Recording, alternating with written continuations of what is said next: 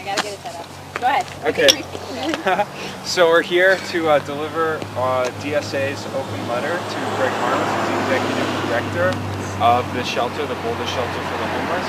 They provide a much needed service to the Boulder community for housing people in, well, not housing, but providing shelter for people who desperately need it. The homeless population continues to grow as Boulder continues to get gentrified and people get priced out of housing. The shelter has a number of actually very dangerous policies that have resulted in one death already prior. Benjamin Harvey, who froze to death on Christmas Day last year for the crime of tapping on a window when he was a few minutes late for the shelter's arbitrary mail collection window.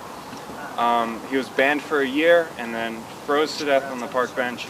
And there's no way for shelter residents to get any sort of justice from the shelter. It's a private nonprofit, and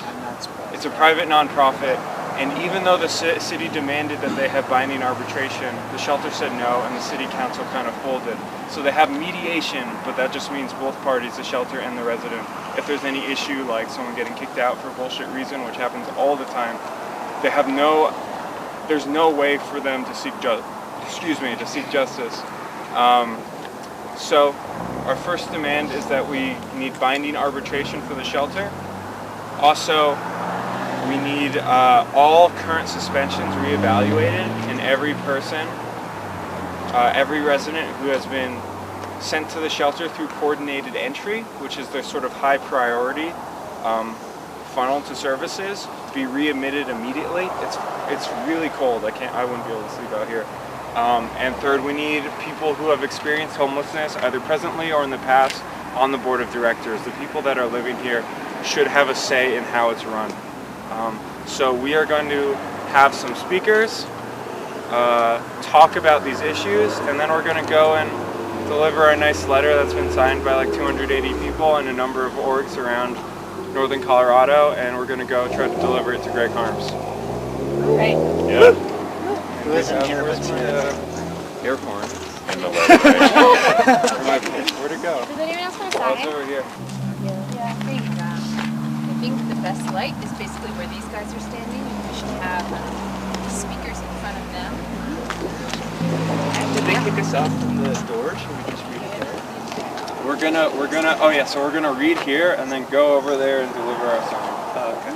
Darren suggests that. Sounds good. Oh wait, let's get in order here. So, should we start with the talks? Yeah. Wait, but do we have all our... Eric, who's like a really good filmer, is supposed to be on his way. We're not totally sure if he is, but... Okay. In the meantime, can you answer a question? Yeah, absolutely. What do you expect from Greg Harms? What would you like him to do? We would like him to read our letter, acknowledge the issues with the shelter, and seriously agree and consider enacting our demands. Ideally, I mean, we need these changes to happen. We would hope that Greg Harms, being a good person, being someone who cares for the homeless, would take this very seriously. And yeah. Have you had communication with him before? We have. We notified him that we were coming. He sort of said, "Oh, I won't be there. You know, I won't be there that night. We can arrange a meeting at another time." So we're still here. He should, if he really cares about this issue, you know, he should show up. We hear that he's not here a lot, so I think he should work more. And but we will meet with him as well when that works for him.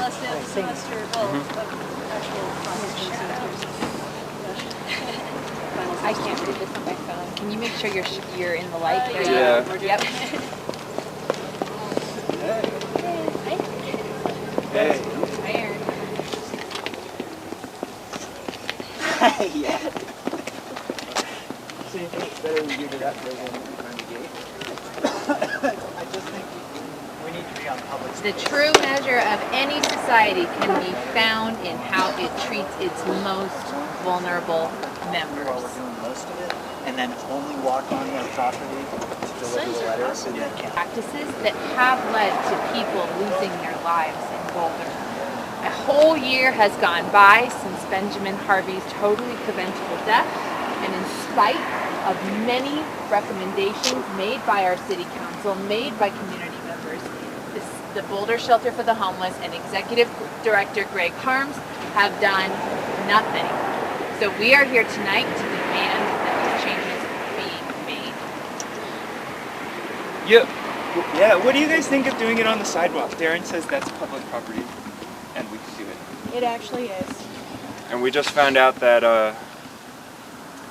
one of the city council members like basically called the cops on some people that were living behind the Walmart on a diagonal plaza, and they just started doing sweeps of that area. It's just disgusting that the impulse to punish someone, to kick them out if they're living on the streets, like it's like that's something they want to do, is disgusting. The impulse should be to help, to say, oh, we're doing something wrong, we're not providing housing, we're not providing shelter.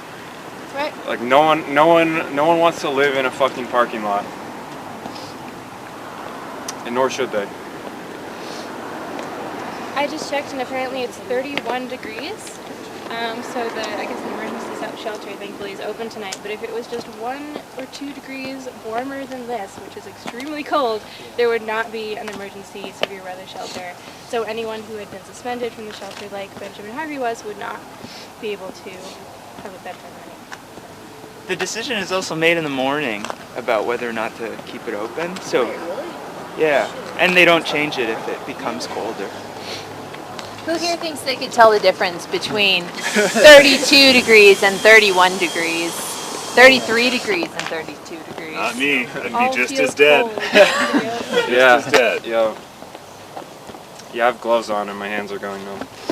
Yeah, if I can add on the piece about the RVs getting kicked off, they got a trespassing charge, and it's not clear at all. In fact, it appears that the only person who complained was Bob Yates, city councilman, who's trying to make the police his own private security force against our homeless community.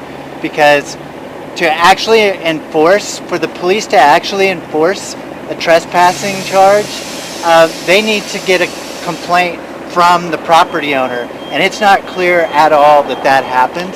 And so it's very possible that these guys are getting kicked out on a false claim with no standing, such that legally they should still be there. So at 8 a.m. in the morning they're supposed to leave, and one of our city council members, Jill Adler-Grano, is going to be staying there with one of our housing advisory board members, Mason Moyer, to be there in solidarity with them.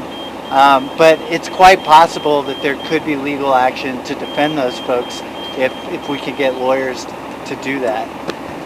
Nice.